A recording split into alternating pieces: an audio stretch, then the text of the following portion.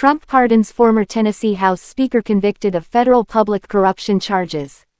Washington, AP. President Donald Trump has pardoned the former Tennessee House Speaker and a one-time aide of public corruption charges after the White House said the Biden administration Justice Department significantly over-prosecuted, both for a minor issue. Former Republican State Representative Glenn Casada was sentenced in September to 3 years in prison, and his former Chief of Staff, Cade Cothran, was also convicted and received a 2.5-year prison sentence. The case centered on their actions after both had been driven from their leadership roles and were accused of running a scheme to win taxpayer-funded mail business from lawmakers. The moves continued a pattern of Trump, a Republican, using his second term to bestow unlikely pardons on political allies, prominent public figures and others convicted of defrauding the public. Many of the clemencies he granted have targeted criminal cases once touted as just by the Justice Department. They also have come amid a continuing Trump administration effort to erode public integrity guardrails, including the firing of the department's pardon attorney and the near dismantling of a prosecution unit established to hold public officials accountable for abusing the public trust. According to prosecutors, Cothran launched a company called Phoenix Solutions, with the knowledge and support of Casada and then Rep. Robin Smith. The three claimed the company was run by Matthew Phoenix, later determined to be fictitious. The companies controlled by Casada and Smith received roughly $52,000 in taxpayer money in 2020 from a mailer program for lawmakers. Matthew Phoenix signature ended up on an IRS tax document. A purported associate of that fictitious person was portrayed by Casada's then-girlfriend, prosecutors said.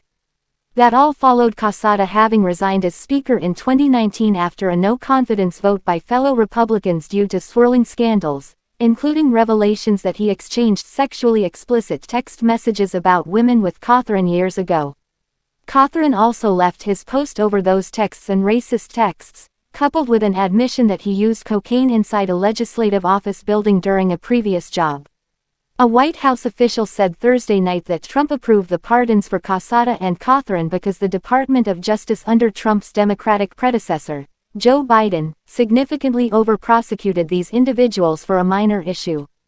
The official spoke on background to discuss a pardon that had not yet been publicly released, but said the case against Casada and Cothran involved constituent mailers, which were billed at competitive prices, and that the case was brought despite prosecutors not having received a complaint from legislators.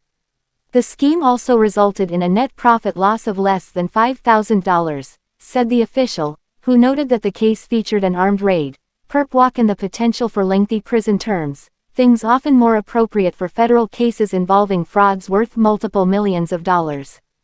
Trump's moves for Casada and Cothran follow his previous pardon of Democratic former Illinois Governor Rod Blagojevich and Republican ex-Connecticut Governor John Rowland, whose promising political career was upended by a corruption scandal and 2 federal prison stints. Trump also pardoned former U.S. Rep. Michael Grimm, a New York Republican who resigned from Congress after a tax fraud conviction and made headlines for threatening to throw a reporter off a Capitol balcony over a question he didn't like. The president also pardoned reality TV stars Todd and Julie Chrisley, who had been convicted of cheating banks and evading taxes.